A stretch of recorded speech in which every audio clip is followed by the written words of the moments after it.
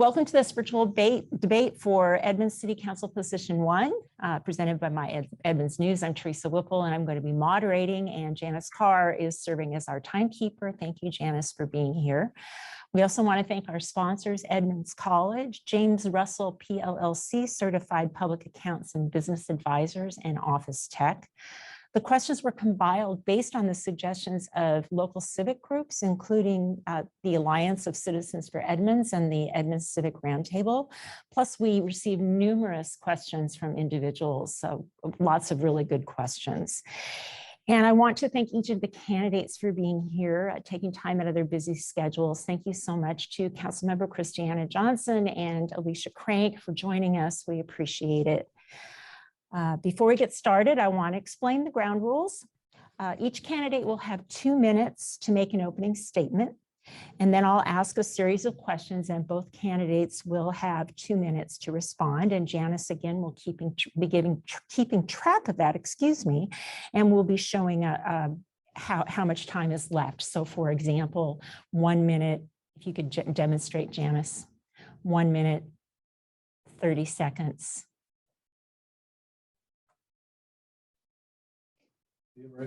There you go, and stop. So those are the signals that the candidates will see. After each question, those 2-minute answers to each question that is asked, each candidate will get 1 minute to respond. And if they desire or rebut, whatever the case may be, and they'll indicate their desire to do so by holding up a real hand, because sometimes the virtual hands are not as easy to see. So if we could do a real hand, I'd appreciate that. We are only allowing 1 additional comment per question, so it's going to be back and forth, but within limits, so we can get through this in a reasonable amount of time. And after the questions, each candidate will make a 1-minute closing statement. Because we don't have the ability to do a coin toss virtually in an easy way, we're going to go in alphabetical order, and Alicia Crank will start first with her opening statement, and then Christiana Johnson will follow with hers. And so let us move on to the opening statements, and Ms. Crank, you get to go first. Thank you very much, Teresa. Hello, everyone. My name is Alicia Crank. I have been a business, nonprofit, community leader, and volunteer for more than 25 years, and it's really been a passion for me. I've served on several boards and commissions in and around Edmonds, the longest of those being the Edmonds Planning Board, where I serve as vice chair, and the Snohomish County Plainfield Airport Commission, where I currently serve as chair. I also serve on Snohomish County Tomorrow Steering Committee and the Hazel Miller Foundation. My career background brings expansive experience and understanding to how corporate, municipal, and nonprofit entities can successfully partner together, and the importance of fostering and maintaining those partnerships. My past service on safety net services boards and other nonprofits have given me a deep appreciation for listening to the feedback and concerns of others and understanding how to put solutions into action. During this pandemic, I've had the pleasure of connecting with so many of you over the past year and a half, using virtual platforms for the Black in Edmonds series, videos created to support local businesses, and the 2-day Edmonds International Women's Day. We all got to know each other better. We got to do good things together in the midst of trying times. My goal is to build trust, transparency, and civility. It is difficult to do the work and trust it if you don't trust the decision makers. As your council member, I will work diligently to ensure that we, those who live and work here in Edmonds, have their voices represented. From our children to our senior citizens, renters to homeowners, we can all work together to improve public safety, housing affordability, economic development, and environmental sustainability opportunities. Thank you so much. Thank you. Ms. Johnson? Thank you, Teresa, and my Edmonds News for hosting this debate for the voters. I believe it's time to bring good governance back to the City Council. We need to improve our communication with our citizens and our business owners. Council needs to follow established rules and keep the extended agenda up to date and operate our meetings more efficiently. I will always do what's best for Edmonds. I want to protect Edmonds City single-family neighborhoods, its historic downtown, and its environment. If you elect me or re-elect me, you will get someone with 15 years of experience in the city of Edmonds, including 10 years on the city council. That translates into over 500 council meetings, thousands of decisions, and 10 city budgets. You know where I stand on these issues, and you can look back at my voting record. I also have an excellent education and training with 30 years experience as a professional planner. I was a licensed professional planner in New Jersey and had the American Institute of Certified Planner certificate. I also earned the certificate in municipal excellence from the Association of Washington Cities. I want to continue to serve you, the voters, and represent your concerns. I will listen to you and act in your behalf. Therefore, I ask for your vote in November. Thank you. Here's our first question, and this will start with Ms. Johnson. There has been a lack of civility and decorum displayed by elected officials at Edmonds City Council meetings. What will you do as a council member to restore decorum and collaboration on the council? Yes, you're absolutely right. There has been a lack of decorum. There's also been a very strong divide. I've been on the council 10 years, and it's only been in the last two years that I've seen this kind of behavior. And I think it's because we have one group that's a very progressive group that is in control of all the decisions, all the agendas, and all the actions, and they take a strong support with the mayor. And those of us in the minority can't even get an item on the agenda. This had never been the case before. And so I think that that alone creates strife. We need a council president that's a servant to the council. And that should be their first priority. We don't even have established rules of procedure, which we've been talking about for almost 2 years. What I suggest is we have a routine where it's first on the extended agenda so people know what the topic is coming up. Then it goes to committee where it's discussed and the citizens can attend. And then it goes to the city council for a robust discussion.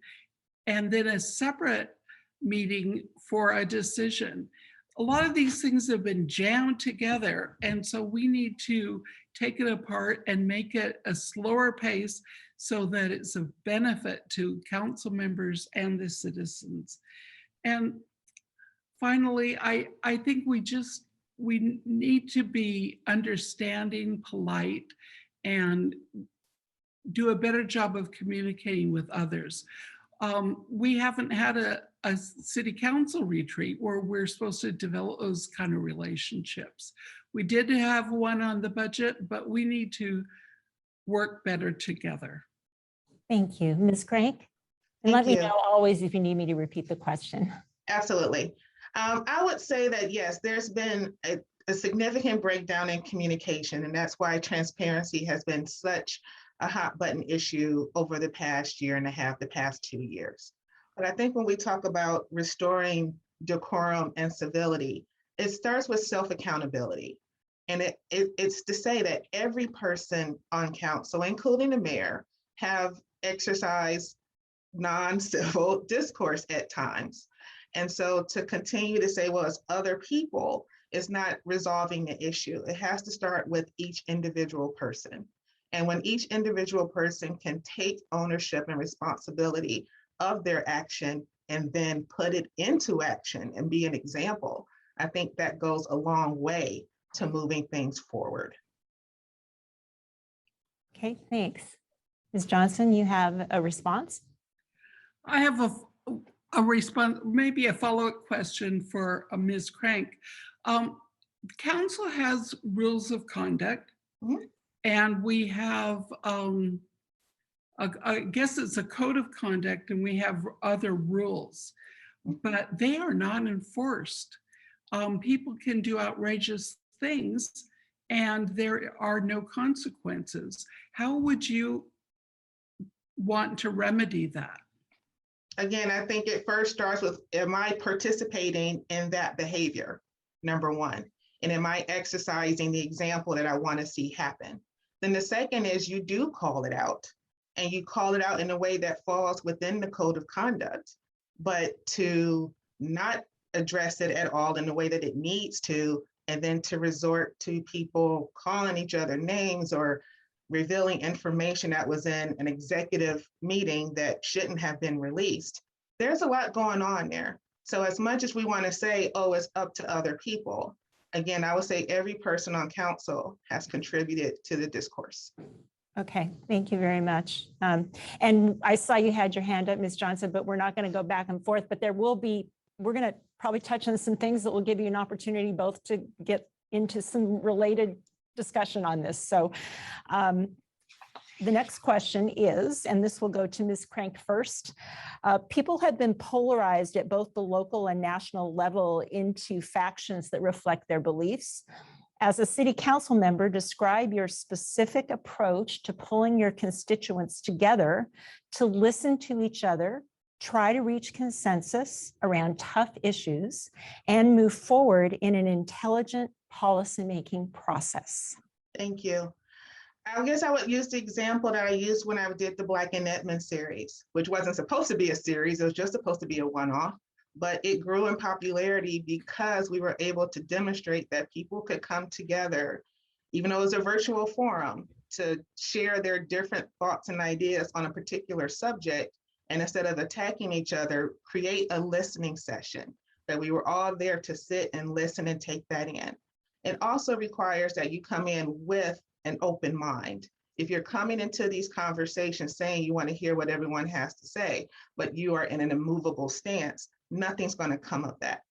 So I would want to continue having those kind of sessions, even when we're back to be able to be back together in person, because there are still people who could not come to in-person meetings before the pandemic to be able to participate. And if we can exercise that kind of listening, that kind of active listening, exchanging of ideas, not tearing somebody down because it's a difference of opinion, that's where you start. And then you start looking at the realism and practicality of what it is that you're trying to do. Even in the most ideal situations, if rules and regulations don't allow for certain actions to happen, then you can't do it. But that's where I believe that has to start. Thank you very much. Ms. Johnson? Would you please repeat the question? Yes. People have been polarized at both the local and national level into factions that reflect their beliefs. As a city council member, describe your specific approach to pulling your constituents together to listen to each other, try to reach consensus around tough issues, and move forward in an intelligent policymaking process. Well, I'd like to begin by saying that the city council is a nonpartisan position, so that people as individuals may have political alliances, but we're not supposed to work in that kind of arena. We are representing the city of Edmonds and its citizens. And I think pulling together constituents, like the ways that my opponent suggested, isn't really practical on a weekly basis. When we have big projects or ideas like, how are we going to restore the marsh? Or how are we going to deal with housing? Then it's appropriate to gather people together. But we are on a fast pace. That's why I think if we follow the actual procedures, that allows the public to know what's going to be on the agenda, what was the first discussion, what was the second discussion, and what is the decision. That gives them a sense of reliability in how the city is going to proceed, and also gives them several opportunities to participate. In conclusion, I'd just like to say that we have a very involved citizenry here in Edmonds. And what we've learned from our Zoom meetings is that there are very different ways that we can have meetings and group discussions. And that has been a great learning experience. However, there's nothing like having in-person meetings, and once this pandemic is under control, it is my hope that we can go back to in-person meetings. And the other thing is. Thank you very much. Ms. Crank, you had a response? Sure. I would just like to say that my idea was not to replace any other processes and procedures that are there, but to add to it. Because let's be honest, that we have now come to a point where we know that we need to reach people in multiple ways. And again, even though we have had an active citizenry here, it's been a selected group. Not everyone can leave home to come to meetings for a number of reasons, whether it's some type of physical accessibility or other responsibilities that they had. So to be able to have other avenues for people to be able to participate is key. And we've seen how that's resulted in even this campaign season with a more involved citizenry of those who had not been able to participate before. Thank you. Ms. Johnson, you had a response? Yes. In your example, you talked about the Black in Edmonds series, which was excellent and brought together a small group of people, but that's representing 1.6% of our population. We have a very large and diverse population, almost 43,000, and we need to find efficient and good ways to involve them in what we're trying to decide. And there are lots of ways that we can do that. We decided a few years ago to hire a public information specialist to help us communicate. And each department director is supposed to utilize that person. We have many long-range plans, such as the Parks, Recreation, and Open Space Plan, which will involve everyone from skateboarders to petanque. Thank you. The next question, and this one goes first to Ms. Johnson. There is a belief that some council members in Edmonds align themselves with political parties, even though the city's elected positions are nonpartisan, and that council members are listening to outside interests rather than their own constituents. Do you align your views with a political party? And if so, what do you say to those who believe it hurts your ability to represent all residents in your decision-making? In this election, I have aligned with no political parties, no public interest groups, no PACs. I have almost 100% of my donations just from the citizens of Edmonds. And I think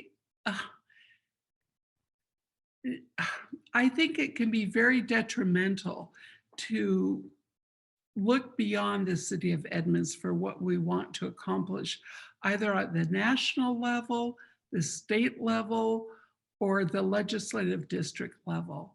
And so in this election, I am a true independent in the sense that I have support from Democrats, independents, Republicans, but I am on my own as far as any party affiliation.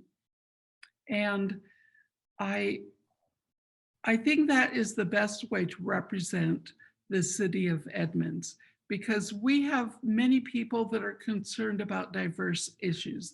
If we get into camps, then how do we communicate? How do we reach a mutual decision that's of interest to everyone? I think that only hurts us, not help us. So I'm very proud that I am not affiliated with any party during this election. I believe that we have a nonpartisan position, and that's how I'd like to proceed. Anyone can contact me. I never ask people, who they voted for or what their alliance is, but I reach out and I talk to everybody who is interested in having a conversation. And I think this is how we stay in touch with the citizens of Edmonds and represent them on the city council, because this is a representative form of government. Thank you. Thank you. Ms. Crank? Thank you. I identify as a Democrat. I'm not ashamed to say that, but I also think that if we're going to throw around the word partisanship, it's not just about designation, but it's about behavior. And there's been some pretty partisan behavior by those who are calling themselves nonpartisan.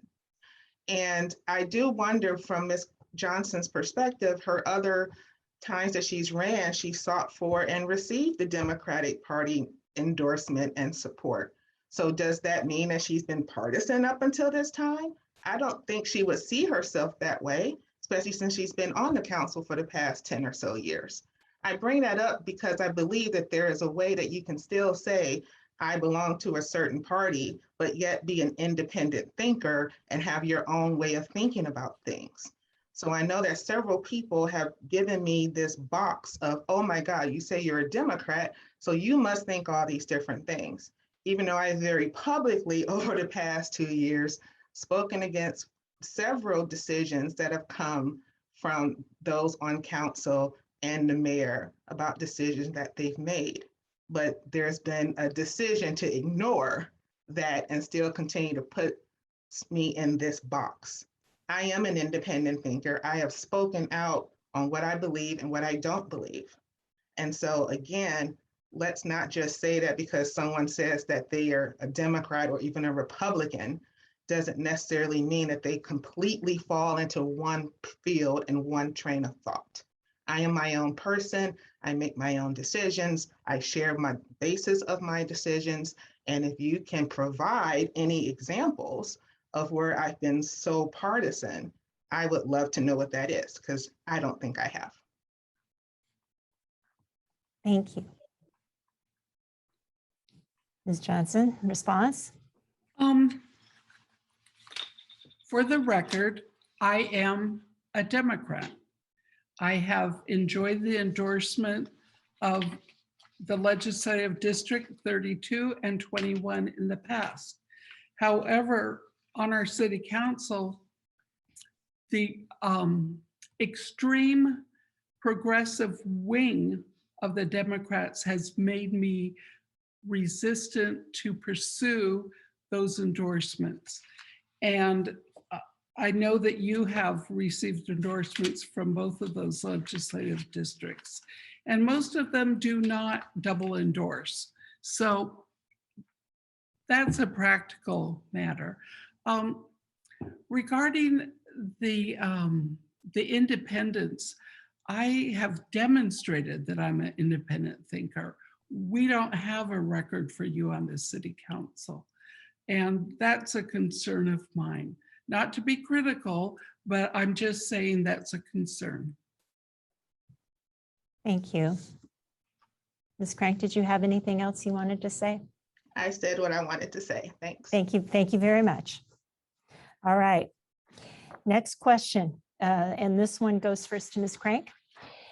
Drawing from your experiences serving on the council, or in Ms. Crank's case, appointed boards or commissions, what is your approach to collecting input from constituents and incorporating it into your decision-making?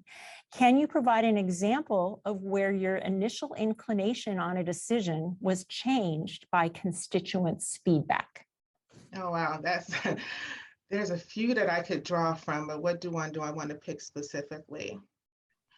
I would say my time on the planning board. A lot of things come to us in the past almost 6 years that I've been on there. things come to us about zoning, about trees, obviously, so on and so forth. But I would say my opinion about rezoning a part of downtown, for example, that came up recently for a property on Fifth Avenue, where we looked at it and said, oh, this might be appropriate for a rezoning.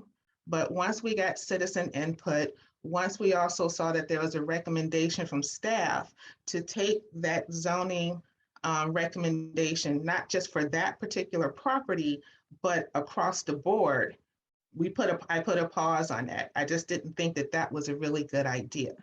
And so fellow board members also felt the same way. We went back to staff and really challenged and pushed back and said, what is the reasoning for this? Because it almost just kind of slid under the radar in deciding whether or not to move this back to council.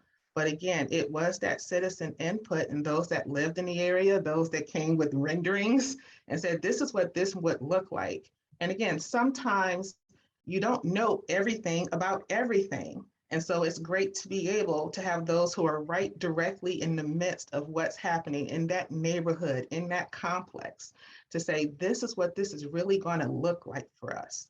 And that's the approach I take for everything.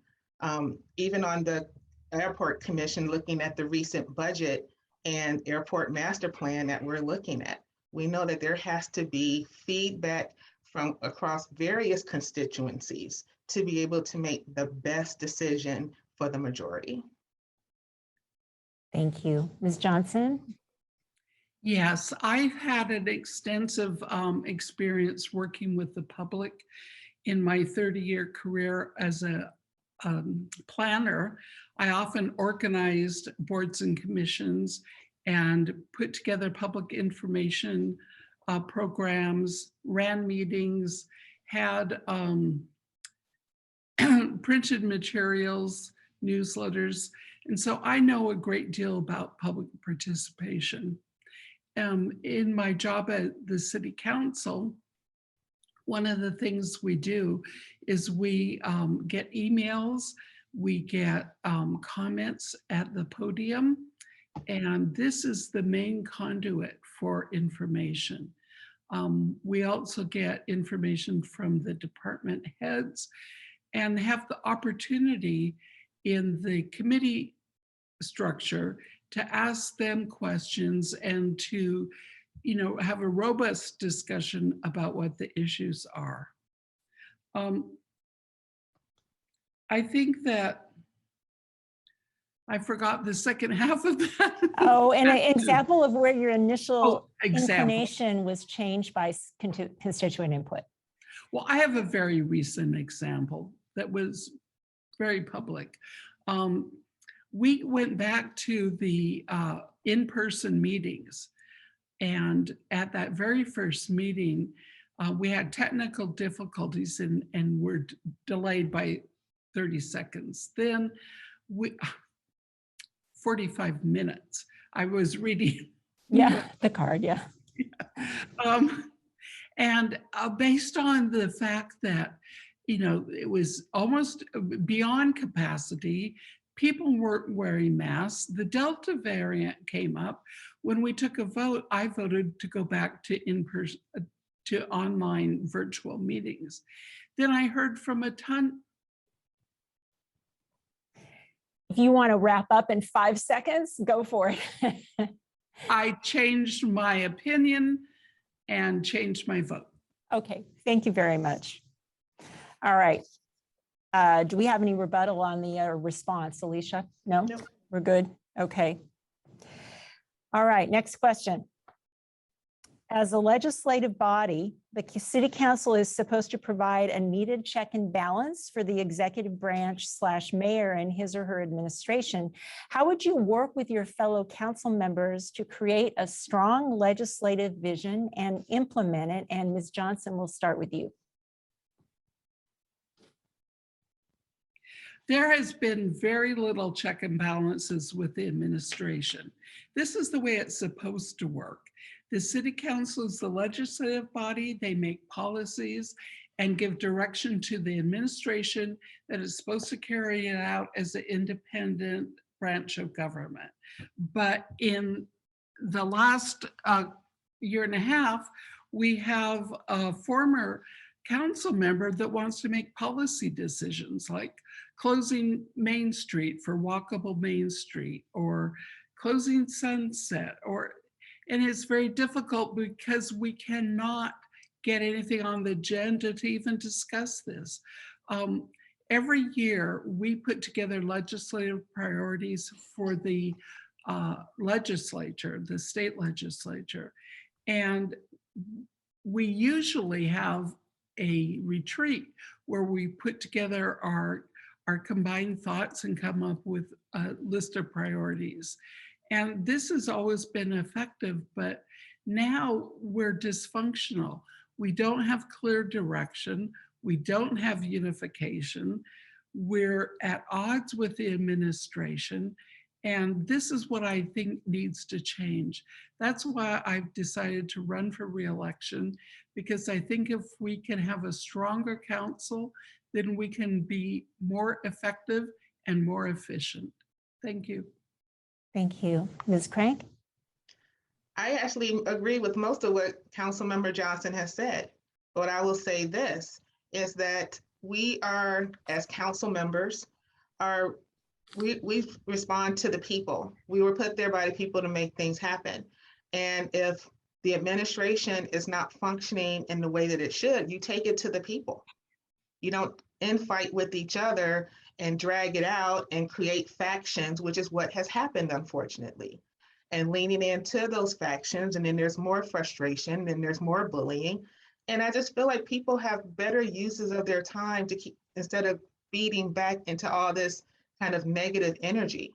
So I would say I felt that frustration as a constituent, as a resident of this city, and seeing how some decisions have come down and how there's been very little explanation as to how they've gotten to that place in the first place, being subject to the discrimination portal. And I heard from no one at the city to say, oh my God, we're sorry that that happened to you, our resident. That is very frustrating. And so I say, you let the people, give them the power, reinforce that power for them to say, look, the mayor works for you. He represents you. We will call them out. And then even as other members of council, it's the same thing. Find a way to work together to make this work instead of finding ways to keep fighting each other. Because again, a divided house cannot stand. Thank you. Response, Ms. Johnson? I'd like to add some additional comments. I think communication is a very big issue here.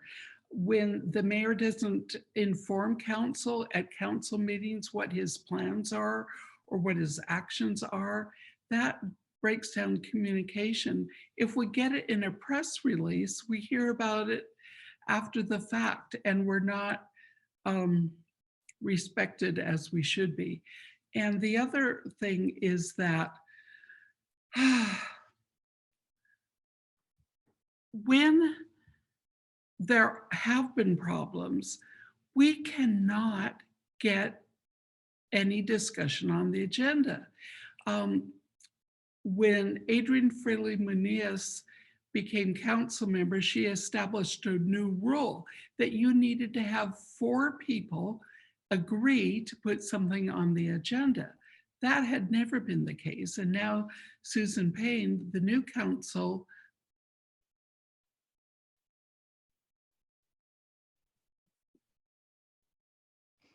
She frozen? no, I'm not. Okay. I apologize. I'm so paranoid about the frozen stuff. Please continue. Well, Okay. No, her timer was up. Thank you. All right, we're good. Ms. Crank, did you have a rebuttal? No. Okay, we're on. Sometimes technology is just what it is. All right, here we go. Need Next a sense of question. humor. This is a long one. The Edmonds, let's see, and this one goes to Ms. Crank first. Okay. The Edmonds Citizens Housing Commission submitted 15 recommendations for city council action. One of those would permit upzoning in all single-family zone areas of Edmonds, allowing the construction of duplexes, triplexes, and quadruplexes citywide. Do you support this upzoning for areas now designated as single-family residential? And please state your reasoning. Thanks for that question. I know that's been coming up a lot. And again, one of the things that I recall in reading those recommendations that it didn't say all. It said for certain areas meeting certain requirements. So if I read that incorrectly, please let me know. But I don't recall reading in those recommendations that it was an all blanket situation. So that being said, based on what I read and what I understood it to say, is that 2 of those recommendations talked about allowing it in certain spaces with certain conditions. And I think I agree with that. It's nothing should be across the board. We should not get rid of all single family zoning. Everything needs to be done on a project basis. It needs to make sense. And my biggest reason for that is that I'm thinking about homeowners' rights. We keep talking about big developers coming in, but I'm also thinking about the homeowner who might want to add a detached ADU or something else on their property. And I think when we arbitrarily make decisions across the board and say you can do something or you can't do something, it becomes problematic. You need to look at it from a project to project basis. Would it work in that community? Would it work in that neighborhood? Does it work in that particular street? Conversation needs to be allowed to happen. And we also need to respect property owners' rights at the same time. Thank you. Ms. Johnson? Yes, this is a hot topic. There were 15 recommendations from the Housing Commission, and the Housing Commission had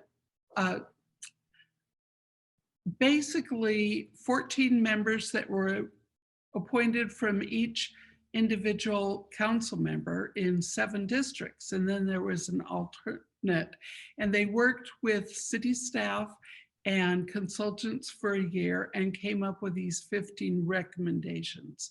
The city council has adopted one of those recommendations, and that is to enter into an interlocal agreement with Haskell, the Housing Authority of Snohomish County, to do projects in the city of Edmonds if the opportunity arises. There were 2 other recommendations, one that we sent to the planning board and another to the architectural design committee. We're basically asking them to come up with some standards for multifamily housing, because there are none now. And the second one is we wanted to eliminate illegal discriminatory practices in selling and buying houses. Now, the question about retrofitting in single family neighborhoods, I really support the single family neighborhoods, and I don't want to see that undermined. I do not support retrofitting townhouses,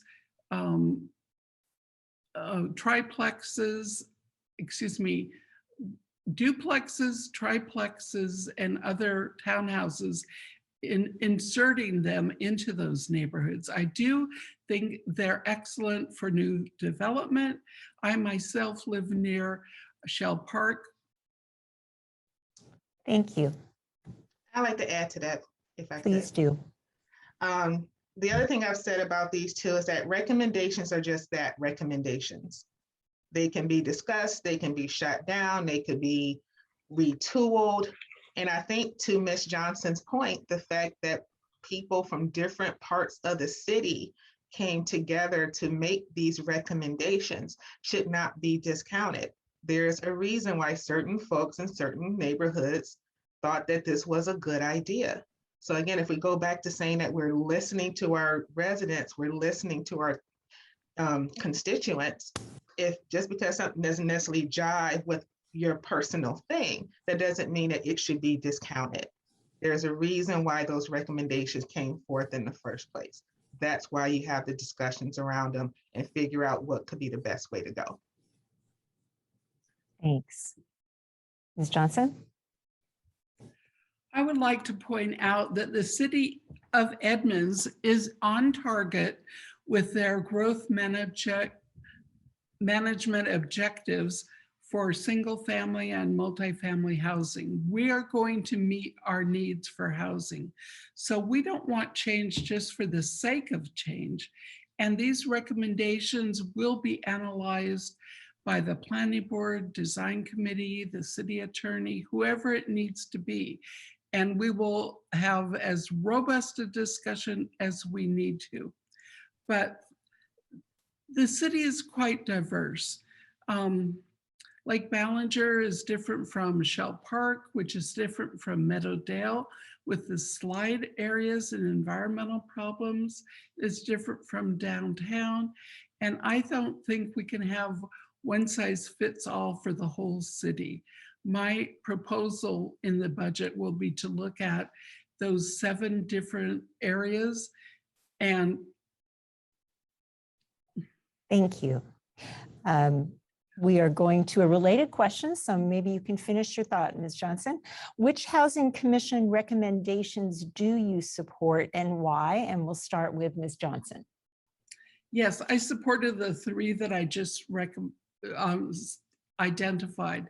The HASCO, Housing Authority of Snohomish County interlocal agreement. I support the design standards for multifamily, and I support getting rid of the discriminatory practices, and we sent that to our city attorney. I don't want to presuppose what my decisions will be for the other 12 decisions, because it needs to include information from the citizens and information from the housing information from the county. And we need to look at the statistics from the census. But I will say that I want to protect the single family neighborhoods. And I want to have broader discussions. I think when Director Hope left, there was a desire to get everything wrapped up before she left, but this is going to be a long process. It took us a year just to come up with the recommendations. It may take us a year to come up with any solutions, and I welcome the opportunity for everyone to participate in this process, because this is our home. This is where we live. It doesn't matter if you're in an apartment, a condo, a townhouse, a historic home, which are often small, or a larger home. This is our town, and we need to make this represent Edmonds. And that's the purpose of the Growth Management Act, is to let local cities make decisions for themselves. Thank you. Thank you. Ms. Crank? Did you say 3? No, Okay. I just said which Housing Commission recommendations, Okay. any number. Well, I think I already touched upon 2 of them. I would say the third, the one I would want to focus on for this question would be around detached accessory dwelling units. And what's been really interesting, talk about someone having a constituency change your mind about something. This was something that was always for in some type of very restrictive way. There are many communities across the country that restrict accessory dwelling units and detached ones in a way so that it fits in their community, that it doesn't abuse parking issues, residential issues, that type of thing. But the one thing that I saw or I heard consistently during this pandemic is people who are very strongly against detached ADUs start to change their mind because their family situations change. Their adult sons and daughters were losing their jobs and couldn't afford where they could live anymore, and they wanted to move them back to their home. And they're like, oh my God, how nice would it have been now if we could build a small unit behind our large home, let our kids and their kids come in, and we can live there and they can still have their level of independence. So it's amazing what a pandemic can do to change your mind about something that you felt so strongly for or against. And so again, I think when we think about the human condition and what each individual is going through in their lives, in their situations going on with them, is that allowing, again, that homeowner, that property owner, to have the opportunity to at least consider and think about if this could be an option should be permissible, as opposed to not having anything on the books at all, and thus saying that it's not feasibly possible. Because there are illegal units out there, or some that have been quietly grandfathered in on properties from other administrations. Let's just clean that up, and let's just get really specific on what we can do and do around, that recommendation. Thank you. Ms. Johnson, a response? Well, I'd like to talk a little bit about the detached accessory dwelling units. I want to point out that we are allowing attached accessory dwelling units in the city of Edmonds. Those are allowed now under a conditional use permit. I have an experience with my grandmother. She lived in a detached ADU in Bremerton when she, I guess, reached her 80s or 90s. And so I've had that experience. And I think that given proper regulations, it may be feasible, but you'd have to look at parking. You have to look at stormwater. You have to look at trees, the environment. It's just not something that you can say, yes, everybody can do it. Thank you. Ms. Crank? I'm glad she agrees with me, because that's not what I said. I didn't say that we should just say yes and do it, that there have to be certain conditions that need to be met. Again, there are other cities of our size and smaller, some on coastal areas, that have come across this same situation. And they've restricted it to that, if they create that detached ADU, that it has to be occupied by a family member, that it couldn't be used as rental property or other kind of disposable income property. There's nothing new under the sun. It may be new to Edmonds, but it doesn't mean that it doesn't already exist. And there are examples of how we can make that work. Thank you. All right, one more housing topic. Well, there might be more than one, but here's the next one.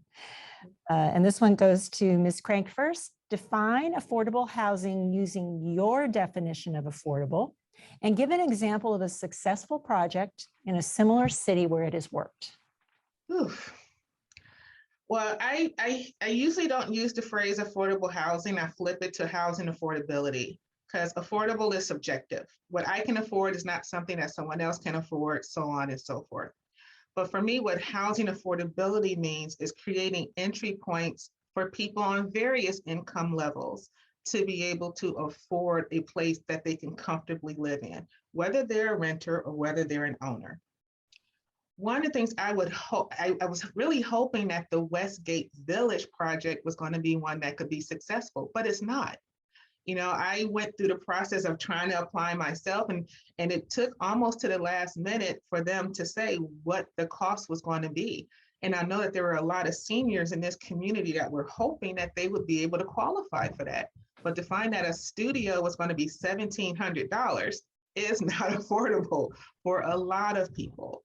And those who can afford $1,700 a month don't want to spend it on a studio.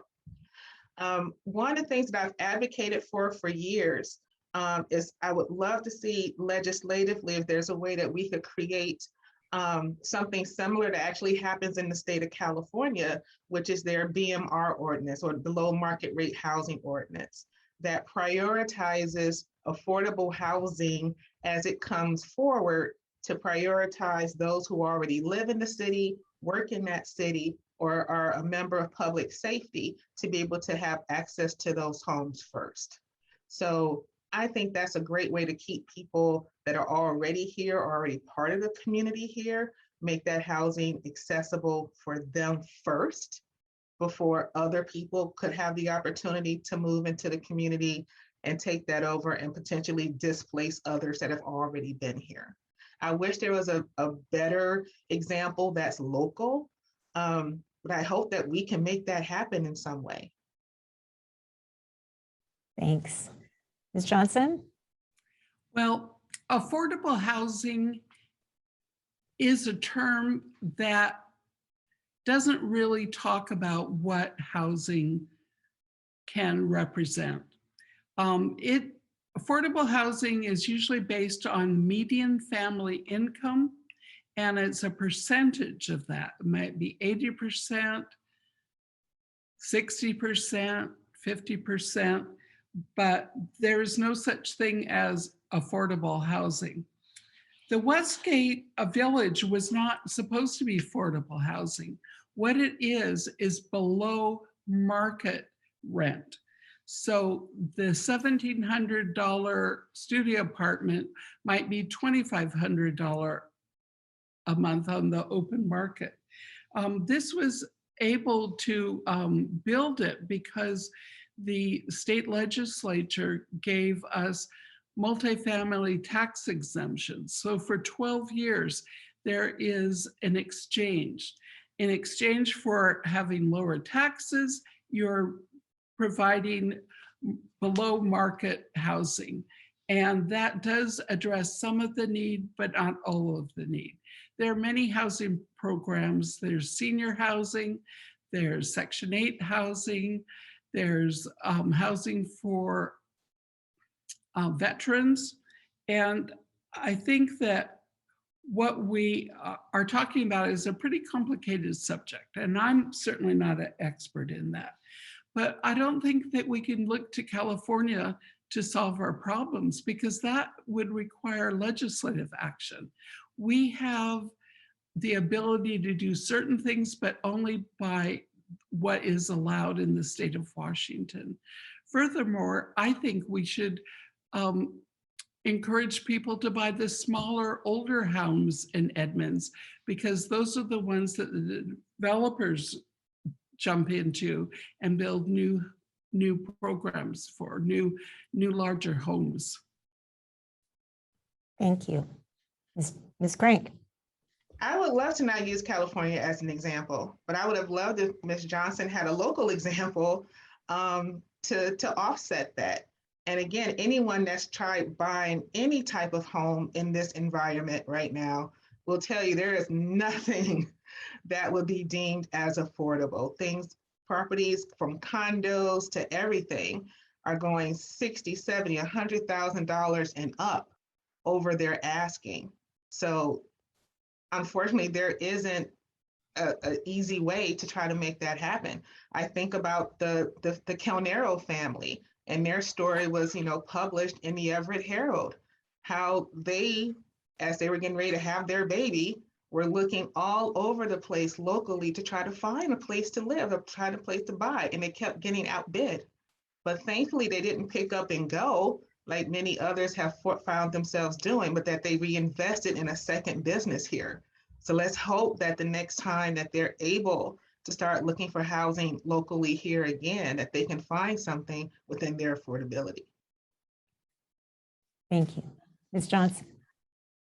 Yes, I think what has been described are, problems on a national scale. We don't control land prices. We don't control housing prices, and they are escalating. And I just want to say that there's very little that we can do to make housing affordable to everyone, but there are programs and there are ideas, and I don't have the answers. But what I was going to say before is Edmonds has a lot of modest housing, and it is truly affordable. But because the land is so valuable, developers are buying those houses and taking a modest home, bulldozing the land, and building a very large home. And I don't know how we can stop that, but I'd be very interested because that would protect the charm of Edmonds and would help preserve our historic homes. Thank you. Thank you. All right, next question, and this will go first to Ms. Johnson.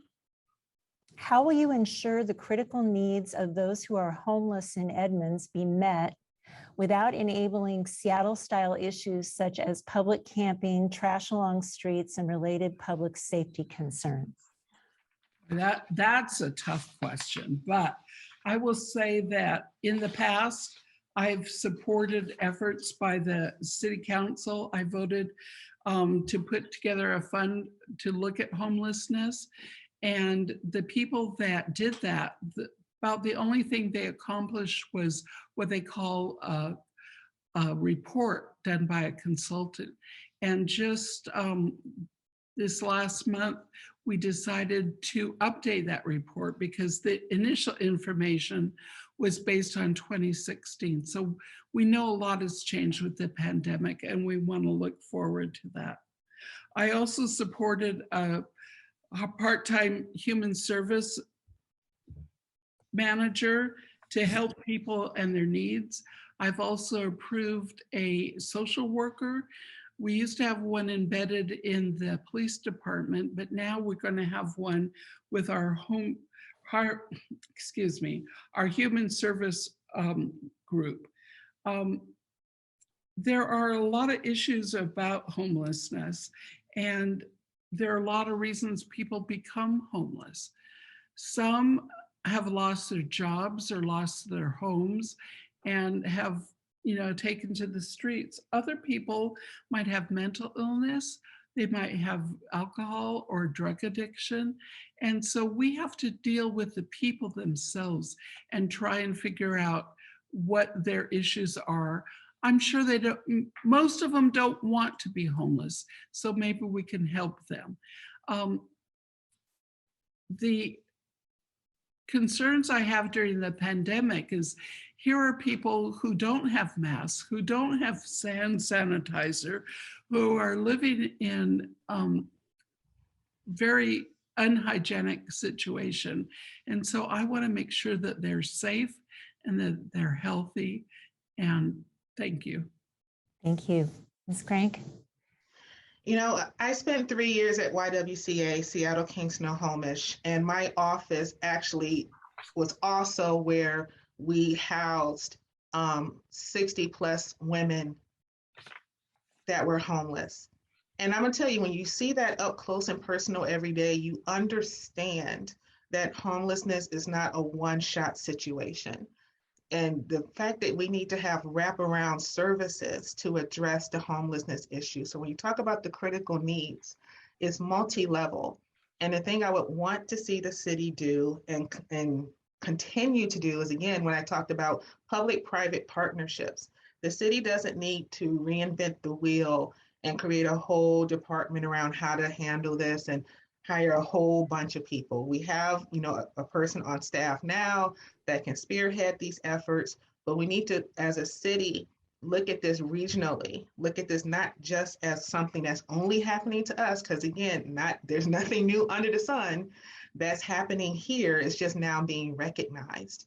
So being able to partner with existing organizations that are here, Washington Kids in Transition, so many others that are already in the trenches doing this work, creating some level of wraparound service to support people, giving housing vouchers and motel vouchers for people to stay in, partnering with hotels so that they provide that space for them so that we can prevent the camping, that we can prevent that. One of the things that got to me during the pandemic was going across the street from where I live and seeing a woman and her 2 kids in the van at night in front of Papa Murphy's, getting ready to sleep for the evening because they didn't have any place to go. That shouldn't be happening. We should have opportunities to avoid that type of situation and recognize it's kids, it's women, it's families. Wraparound services are critical. Thank you. Ms. Johnson, response? I'd like to just make an addition rather than a response. I think this is a very complex subject, and I'd like to just add that there is a YWCA home apartment complex that was donated by Rick Steves to the YWCA. And for 10 years as a member of the Rotary Club, our club has provided maintenance to that building. So we go out there and paint and fix things up and have parties for the children. In addition, we provide, we put together kits for the kids that are traveling on buses so that they can have a snack on their way home. And we provide help to kids in transition. I believe that. Thank you. Ms. Crank? Just to add to that too, very familiar with Trinity Place. When Rick Steves did donate it, I've been to that property many times, as well as the other properties that YWCA owns and runs in Linwood, including passageways. So yeah, the facilities are there, but it's supply and demand. And unfortunately, there's more demand than supply. So there's a lot that still needs to be done. But again, I think if we have some very focused private partnerships with the organizations already doing it, I'll tell you right now, YWCAs and other ones that are doing this work would welcome more financial support to be able to create more of these partnerships, to create more of these facilities. It's not a liking of them not wanting to do it, just not having the resources to do it. Thank you. All right, well, we're going to shift gears here just a little bit. This next question, we'll start with Ms. Crank. The BNSF Railway recently confirmed that starting in 2023, it will be installing a second track next to the existing track that runs along the Edmonds waterfront. This raises a host of questions about the impacts, ferry, bus, Amtrak traffic, ongoing safety issues related to Edmonds waterfront access during emergencies, and the environmental effects on the Edmonds Marsh. What should the City Council be doing now to plan for this second track, and what specific steps would you take to address these concerns? You're right, there's a lot, and more than 2 minutes could potentially even start to go into. You know, there was whispering about this even 2 years ago during the 2019 election about, you know, this second tracking that was coming, but it didn't get a lot of attention, but of course now it is. I think continuing to try to have these conversations with BNSF, and from what I can tell, it hasn't been reciprocated from that entity to be able to have those conversations. So unfortunately, there's a bit of a wall there as far as trying to have some good conversations and information coming from BNSF to see what they're thinking, what's going to happen. Environmentally speaking, oh my gosh, I mean, we've talked about what's going to happen environmental wise, and that's why the other waterfront connector project did not move forward. When we talk about also what are we going to do about emergency services, I hope that this conversation is going to become more robust again next fiscal year to talk about what are we going to do about emergency access. You know, are we going to try to build a bridge? Are we going to utilize the helipad at the Edmonds Waterfront Center as a way to at least be a Band-Aid until we figure out exactly what's going on? But I think that we can't talk about a permanent solution until we figure out what's going to go with this second tracking. I wish that we could not have the second tracking happen. So I would almost want to see if that's even a conversation that can be entertained based on us, our holding of that space, because it's pretty unique to how other cities have had to deal with this. So I think we should get creative and really look at what's permissible, what's not permissible, and what's going to be the safest thing to do environmentally and pedestrian. Thank you. Ms. Johnson. Yes, I can guarantee you that there will be a double tracking, and we do not have the ability to stop it and very limited ability to change it. This is part of the, I believe, the Commerce Department, and bills that were passed at the turn of the century give railroads autonomy. So we've been talking about double tracking as long as for maybe 15 years. And the advantage of it is you don't have to stop a train in order to move freight. You can have both freight movement and passenger movement simultaneously. I became aware that it was real when I saw a stack of railroad ties down by the dog park. I mean, it's a big stack. So I guarantee you double tracking will occur, and maybe we can negotiate some things. I think the crossings are very important. The noise is important. We've been working on reducing train noise for a long time.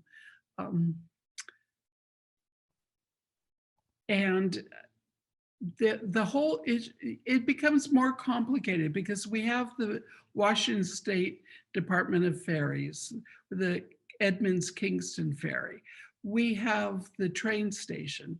We have our only access across the rail tracks at Main Street and Dayton.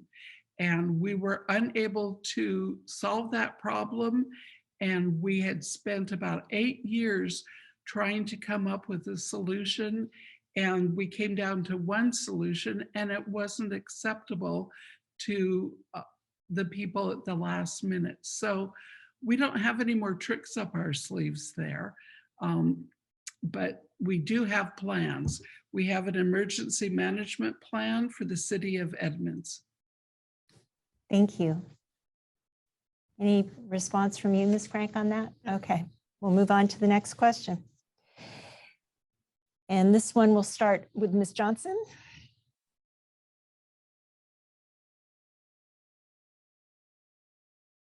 City Council has put great emphasis on protecting critical areas in Edmonds. As a council member, what would you require in administering critical areas studies and State Environmental Policy Act requirements governing Edmonds development? Further, how do you propose protecting that effort given pressure from outside parties such as consultants for developers working to influence city staff?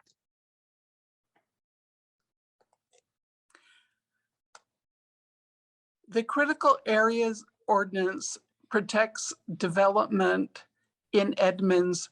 It protects areas of steep slopes and seismic instability and areas where there are landslide hazards and areas that are close to streams and marsh and Puget Sound.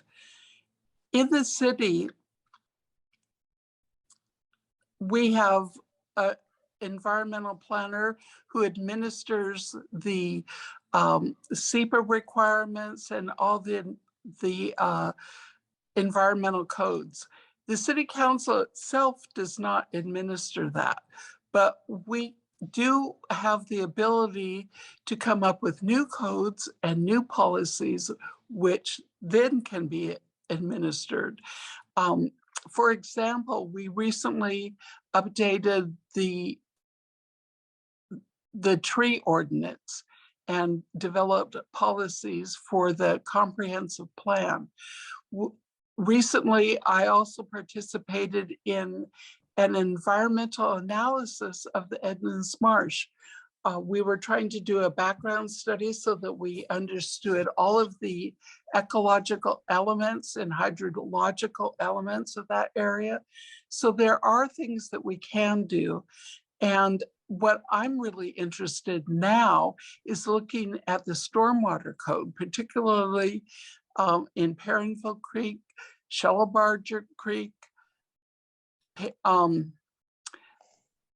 Shell Creek and Willabarger Creek, because these are areas that could host salmon, and we need to do our best to work with the citizens and the scientists to try and restore salmon to the city of Edmonds.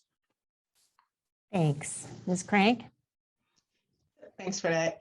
You know, Exactly. The council doesn't have much pull over kind of what those areas should be, but we can dictate what types of codes that we put forth. You know, planning board, other groups have been going through this now. Thankfully, we've gotten a new code writer that come in and clean up some of the codes that we've been looking at trying to change for years. And now we have a very specific staff person that can start working on that. Additionally, yes, flood areas are an issue. And I'm glad that the Waterfront Center was able to adjust to that as they built the new center. But you still have Perrinville, for example, that is consistently having flooding issues. So we need to figure out what we're going to do about that. What can we do about that? And do we need to figure out a way to do something with that land as a city in general? As far as staff influences, I've heard this complaint a lot. And I think what it does come down to is, we've hired staff to do a job and we've hired them to make recommendations that come before any of the bodies. But it's up to those individuals on those bodies to make the final decision and to make sure that they are educated enough on the topic to be able to warrant a good decision. We can't just say, oh, this was staff's thing. There are things that have often come before us on planning board or any place else where we've pushed it back. I gave an example of that earlier. It's really up to us as those who are either appointed or elected into these different bodies to be able to say, this makes sense, this doesn't make sense, and we need to do whatever homework in addition to what we're being presented by staff to be able to recommend. Thank you. Ms. Johnson, a response? I'd like to just add to what I had said earlier. There are times when we work directly with staff. We don't initiate it, but they have asked us to talk to them or meet with them to talk about, a variety of issues, not just environmental issues. I've worked with staff on transportation issues, tree issues. We had a group that met to talk about the Edmonds Marsh. And so there are opportunities to work with staff, but it should be noted that the mayor is the person that is the chief executive of the administration. And he can dictate the extent to which he will allow his directors or staff to work with us. So it is by invitation only. And it's not an area that is considered legislative. Thank you. Thank you.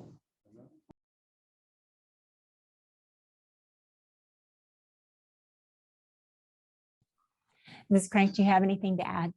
No, I don't. Okay, thank you. We'll move on to the next question. And we'll start with Ms. Crank on this one. Describe your experience working collaboratively with other jurisdictions to address regional issues, and name one regional project you would like to see the city of Edmonds develop with other jurisdictions. Oh, wow. Well, I guess from a municipal standpoint, not so much, even though right now being on the Snohomish County Tomorrow Steering Committee, that involves a bunch of different jurisdictions. I'm not a voting member, but I get to listen and participate. I think with the Airport Commission, we work with both general aviation community, as well as the county, as well as a private airport, and what has to do with that as well. But if I think about how I've worked with different groups, I would just say, just in my career, especially as a fundraiser for a nonprofit, a lot of our fundraising success comes from creating partnerships across different places. I've often had success with partnering whatever nonprofit I'm working with major sports teams or other large corporations that have fiscal resources and other kind of resources to help push things along, whether it's around anniversary events, so on and so forth. So it really does vary. I won't say that from a municipal standpoint, I have that experience, but at the same time, there is that underlying that underlying experience of being able to understand that municipalities have a role, nonprofits have a role, corporations have a role, and that they can all work together to make something great happen. And again, I go back to what we talked about with the housing and homelessness issue.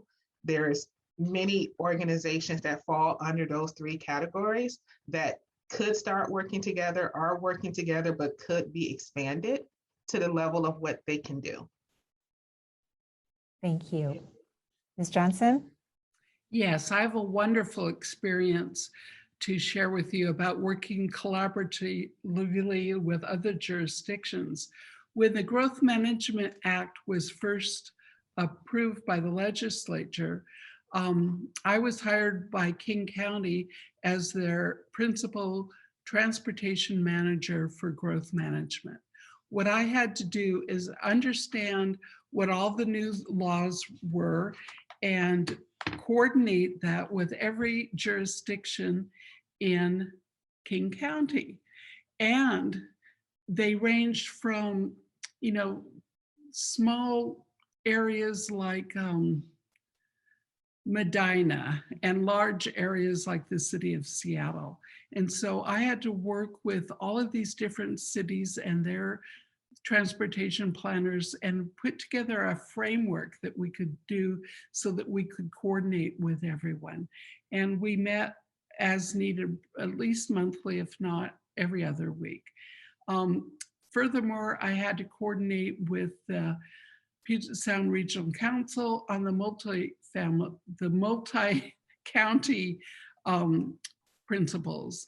Additionally, I had to put together a team so we could put level service standards for all of unincorporated King County and had to coordinate with Metro. So this was a wonderful, wonderful job because I got to do what I loved most, which is planning and coordination.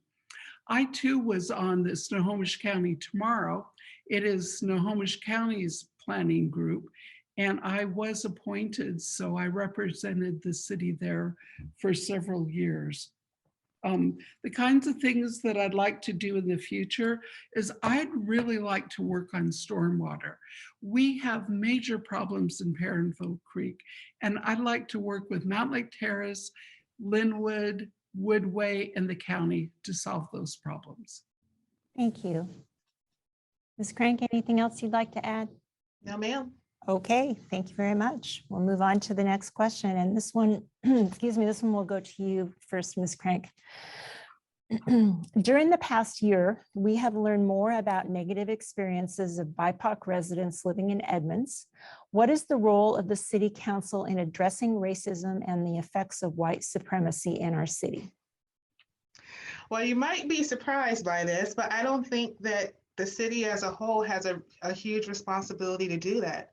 We as residents and as people in this community, if we are being quote unquote nonpartisan and just really focused on the needs of our residents in the city, it should kind of be baked in and be pretty natural. And going back to something that Ms. Johnson said about my Black in Edmonds series, for example, yes, African-American community in Edmonds is 1.6%. No one's doubting that. But to imply that only Black people in Edmonds were paying attention to that session is grossly wrong. I would say the vast majority of people that tuned in and followed up and asked that more of these would be done were from the majority of those that live in Edmonds that were happy to be able to see conversations happening. And those who were watching also knew that those topics were not just specific to Black people in Edmonds, but as the whole community, how we do these things and how we can look at it from different perspectives, not just a majority perspective. So I think in anything, I think this word has also been a failing, unfortunately, in some of the efforts that have been put forth, is that if you're not listening to the people that you're trying to help, the efforts that you make backfire and actually make it worse for the BIPOC community. And I can testify to that personally. So I think that, again, if we're just looking at things from a human rights standpoint, a lot of these things can be addressed. I don't think that it has to be some kind of super hard-coded, rule or initiative that goes, that if there isn't buy-in from that body anyway, again, it does more harm than good. And I will tell you, as a member of the BIPOC community, we don't need more issues in trying to get to a point of equity and equality. Thank you very much. Ms. Johnson? Please repeat the question. Certainly. During the past year, we have learned more about negative experiences of BIPOC residents living in Edmonds. What is the role of the City Council in addressing racism and the effects of white supremacy in our city? Well, during the past year, we've seen a lot of social unrest and civil rights, and not since the 60s have we had people across this whole nation rise up. I think the issues are very important in Edmonds, but maybe less than what we see on the evening news. In 2019, the state legislature passed a diversity, equity, and inclusion piece of legislation that basically tells the city that you need to provide equal opportunity for people. You need to provide affirmative action if there have been problems, and that you need to find a way for all members of the community with different ethnic, language, or sexual orientation, or if you're a veteran. So I think that this has kind of changed the way that government looks at programs such as the Parks, Recreation, and Open Space. For the first time, we're talking about equity throughout the city. And it can change the way we're looking at diversity commission issues, what's appropriate. And the city council can make policy decisions, but I think that some of them I don't agree with. For example, the hate portal. I don't think that that's appropriate for Edmonds, and we had not the opportunity to discuss it at the city council. We have a very diverse community. It's becoming more diverse over the years. Thanks. Thank you. Ms. Crank? I think the only thing I would add to that too is that as much as a city and a body can legislate certain policies around affirmative action, it really comes down to the action itself. If our elected officials are not walking the walk, as we say, then it rings hollow. And I will say there's many members of this BIPOC community, including myself, who have been subject to some behavior that has been very pointed towards us that hasn't been done to other people in this community, where no one on council, none of our elected officials have spoken up to say, this is not right, this is not permissible. I'll say the same thing would happen with me with the portal. And there was another young woman of color who also was subject to something unfair that came to that portal, but yet no one in an elected space came out to say that this is wrong. So legislating it is one thing, but if you're not backing it up, it does nothing. Thank you. Ms. Johnson? I'd like to point out that the city council does not receive information about the hate portal. I believe it goes to Director Doherty, and then he handles it. It's it's something that was put together by the mayor and Mr. Doherty and the Diversity Commission. It doesn't involve council. So I'm sorry you didn't get a response, but we didn't know about it. It's been made aware. Please don't interrupt me. Sorry about that, my apologies. We can always do better. And one of the things that we're trying to do is to offer information in more than one language, not just English, but also Spanish and Mandarin and as many languages as it can. I think we can do better for the people of color, but Edmonds is a very friendly city. We've identified ourselves as a welcoming city. Thank you very much. Next question, and this one will go to Ms. Johnson first. If re-elected, what will be your spending priorities in the next budget? Well, we're going to get the budget next Tuesday. So I've heard there are over 90 decision packages. Until I see them, I don't know what my priorities are going to be, but I am very fiscally conservative. I read every page of every budget and try and look at ways that we can cut costs. The kinds of things that I've been thinking about recently are ways to do a better job of planning our city. I mentioned one before. We have divided our city into 7 sections, and I think maybe it's time to look at those 2 or 3 at a time and look at transportation, environment, housing. When I was a city planner at the city of Bellevue, there were probably a dozen different districts. And my job was, as a transportation planner, to work with the land use planners and try and do something cohesive. I've been thinking about the tree code, and I talked to the city attorney yesterday if we could maybe think about ways we could incentivize tree retention rather than punishing people for cutting down trees. Maybe we could pay people to cherish their landmark trees. And I think we need to do more for the Edmonds Marsh. We did an environmental study, but we haven't taken it to the next step.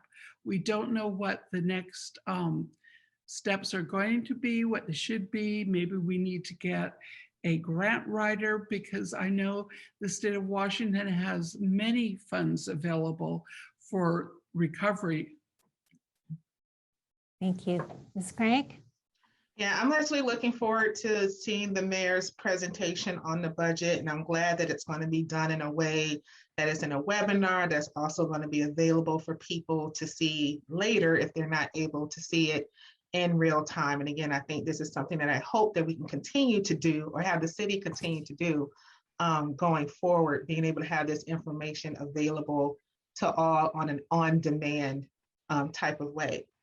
One of the things I would say is that I think there's some back to basics things that we have not been putting a lot of resources to. Just sidewalks, potholes.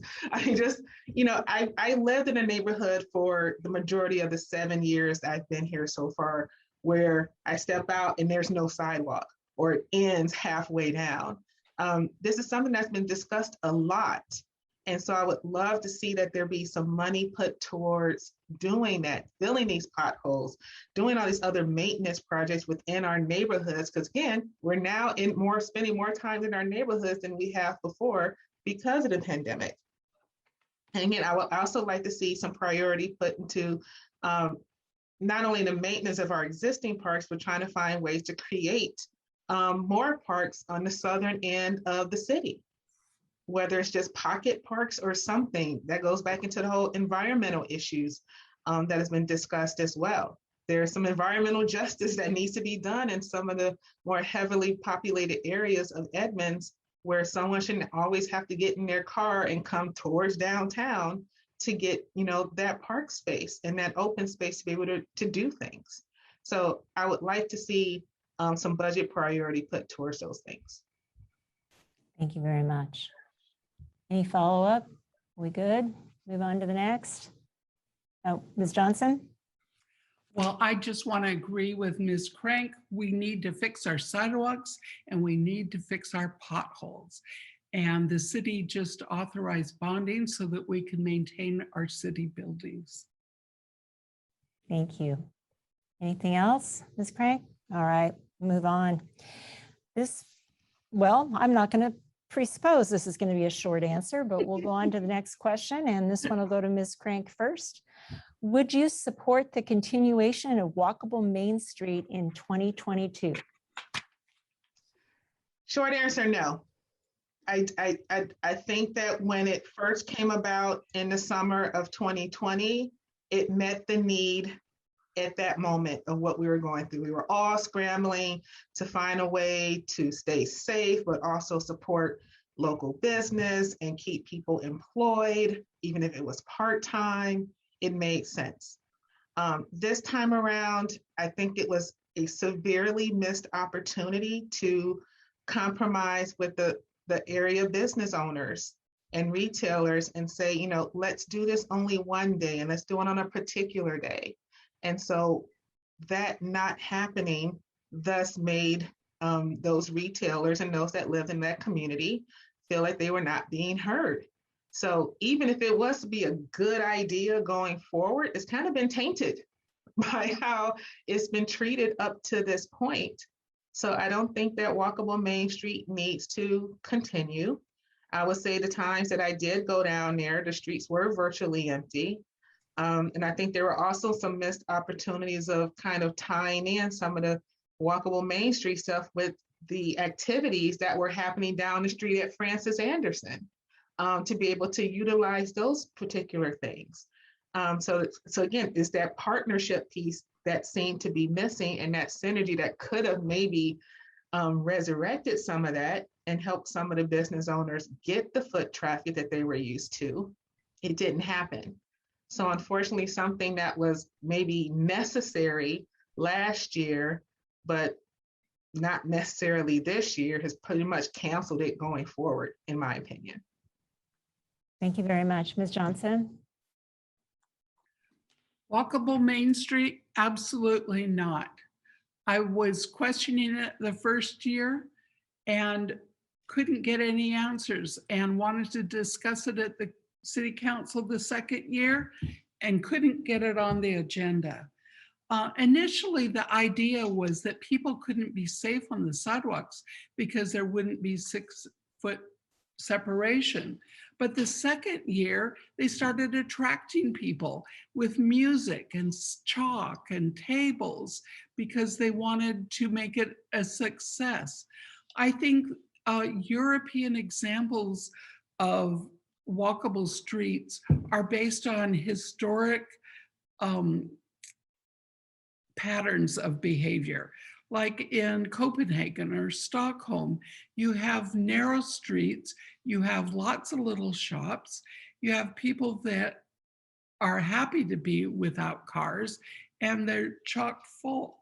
I think the examples that were done in the United States beginning in the 70s have mostly been failures. Maybe there are one or two that are good, but you'd have to look, you know, very far in order to find them. And this second time, we had 28 business owners that protested and wanted to have Sunday only walkable Main Street. They said that their businesses have lost money. We have people that are desperate to, you know, continue the shops, and some have closed. I think it's wrong to favor one sector of the businesses, which seem to be restaurants and bars, and then hurt the retail business. So I will not be in favor of Walkable Main Street in the future. And I believe the mayor says if it's going to have it in the future, it has to be by City Council. Thank you very much. Anything more? Nope. Okay. I promise you we're almost done. What happened to those rapid fire yes, no questions? I know. This is a little different format, but I like it. So many questions we got, so many. And I didn't even scratch the surface of all the ones. I mean, I had to, anyway, we'll move on. Question. This one will go to Ms. Crank first. Other cities provide direct financial support for their chambers of commerce for the work they do, ranging from contracts for marketing and business support to waiving permits for park use for chamber events. How will you work to support the Edmonds Chamber of Commerce? I like this question. So I will say, even when I first moved here and I actually connected with the chamber just as a resident and then eventually as a board member, one of the things that I advocated for with the previous administration was to be able to have the city underwrite the rental costs for the chamber. There are many cities within the state and across the country that have similar partnerships with the cities that they're located in of this size, where they only charge a nominal fee of $1 a year. And then, but the offset of that was the fact, the same thing that the Edmonds Chamber is doing now, is that it would host and fund programs for the city. Or that would be open to the residents, like the fireworks, like the car shows and the taste and that type of thing. And unfortunately, in the previous administration, that idea kept getting shot down. So I would love to see the city kind of reverse course on this and really look at the fact that this is not, again, nothing new under the sun. There are other communities that do this, and be able to offset those costs so that the chamber can take their member focus fees and put it towards marketing and doing the other things like paying for security and things like that for the other events that are open free of charge to the community. I think it's overdue. It needs to happen. There's no good reason why it shouldn't happen. And I was hoping that during this pandemic time where members were advocating to, forgive the rents from the chamber, that maybe someone would say, why don't we find a permanent fix for this and get in line with other cities that have done this before. Thank you. Ms. Johnson? Yes, I'm proud to say that I've been a Chamber of Commerce member since 2011 as an individual. At that time that I joined, only Mayor Erling and I were members of the Chamber of Commerce. And I don't come from a business background, so I relied on the chamber and their breakfasts and their meetings to really get to know all of our business owners in Edmonds. I appreciate the work that they do and all of the events that they sponsor. I'm wondering if they're going to do Halloween this year. It's not scratched off their board, but they do the chowder cook-off, they do the car show, Taste Edmonds, and of course the 4th of July parade and fireworks. And I think they really bring added value to the city of Edmonds. During the pandemic, we were able to forgive the rent because the city of Edmonds owns the building. So we can decide whether or not to, help them with the rent. I really think that we can partner greatly with the chamber. They're well known to the community.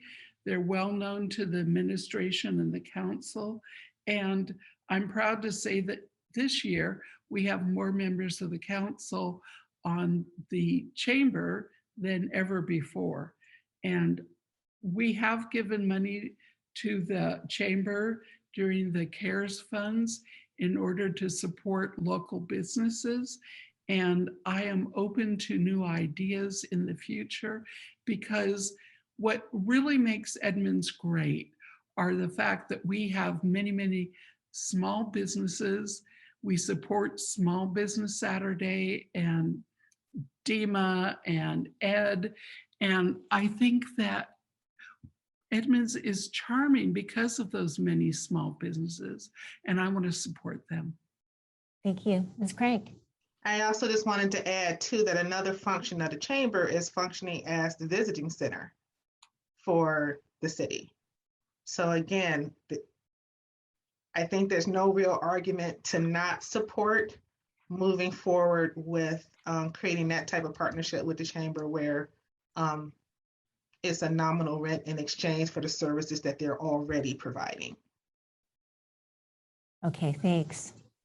All right, we are on to the final question. And we'll start with Ms. Johnson on this one. Without engaging in partisan or personal attacks, tell voters why you will be a better city council member than your opponent. Well, I think that I'm older, I'm wiser, I'm more experienced. I've spent my entire career in city, county, and state government. I understand by experience many things. I have studied extensively. I have a bachelor's degree in political science, a master's degree in city and regional planning, and an advanced certificate in transportation planning. I worked as an environmental planner, land use planner, and transportation planner. I've studied government, I've studied constitutional law. I think I have a depth of experience that is unmatched. But more importantly, or just as importantly, I'll say, Edmonds is my hometown. I love it here. My parents built a home here in the 50s, and although I left to go to school and just start my career, I always returned. So as a planner, I've really been excited to see all of the growth and development and changes in the city of Edmonds. And I want to use all of my knowledge and experience and training to serve Edmonds and try to make this as best as we can be, because I think this is a pretty terrific place. And this is where I retired, and this is where I'd like to provide service to my community. Thank you. Ms. Crank. Thank you. I would say that there are members of this community that really want to start to see a council that looks like them. We've become more diverse in so many ways, and I'm not just talking about the color of skin. We are becoming a younger community where people have chosen Edmonds as their home. And I think that's a good thing. I think people have chosen to live here for a reason. I chose to live here for a reason. I think that on the city council, people want to see a representation of different ideas, of different ways of thinking about things, that they want to see ideas that have been steeped over time to get challenged. We are changing as a society. And again, I think the pandemic has shown that more than anything else. And so status quo just doesn't fly anymore. I think people want to see a shift. They want to see something that looks different and that feels different. And I think that my experience, having come from two different places and understanding what it's like for single families to move into a community and start over and build, someone who has experience in working with nonprofits and corporations, someone who understands what it means to build private partnerships with community members. They want to see somebody that can just be different, because sometimes being the same all the time doesn't result in the change that's happening around us. So I think there are great people that are running, and they all have different backgrounds and experiences. And I don't think that any one person's life experiences should be downplayed to boost up somebody else's. There's a diverse constituency here, and we need to embrace what that is. Thank you. All right. Well, if there are no other comments on that, we'll move on to the closing statements, and you each have 1 minute, and Janice will do her usual timekeeping when your time is almost up. And since Ms. Crank started first, Ms. Johnson, you may go first with your closing statement. Well, it has been an honor to serve the citizens of Edmonds for the past 10 years. You know how I vote because I have a voting record. You can trust me. My voice is a vote for the citizens of Edmonds. I'm an independent thinker without preconceived ideas. I listen to the stakeholders and the people and consider their opinions. You can call me a moderate Democrat and a fiscal conservative. I have excellent education and experience in aspects that will be important to our city. My concerns are the single-family neighborhoods, the historic downtown, and the environment. These are three things that I want to protect. I would appreciate your vote November 2nd, and thank you again, Teresa and my Edmonds News. Thank you, Ms. Crank. Coming through a pandemic together has challenged all of us in different ways. We've developed a new appreciation for transparency and communication. We are more invested in our neighborhoods, our schools, our local businesses, and with each other. Many of you have seen my efforts to model bringing various voices and opinions to the table on topics that matter to us. You've seen me model civil discourse, community and business engagement, as well as active listening in both the virtual and physical settings. I'm committed to continue this work with community members, fellow council members, and other electeds from across the board to ensure the best decisions for our city. I'm a firm believer in choosing leaders who build up members of our community, not finding ways to tear them down. I hope that I will have your support in your vote. Together, we can continue to build our community to be the safe, diverse, and comfortable environment we know it can be. Thank you so much. Thank you very much. I want to again thank both of you for participating today. I know how busy your schedules are. I also want to again thank Janice Carr, our timekeeper, who really just kept on top of everything. Thank you so much. And also just a reminder of thanking our sponsors, Edmonds College, James Russell, PLLC, and Office Tech. And the biggest reminder of all is November 2nd is the general election, and ballots will be in the mail around October 14th. So be sure to vote. And to both of you candidates, I wish you the best of luck. And thanks again for coming by for this.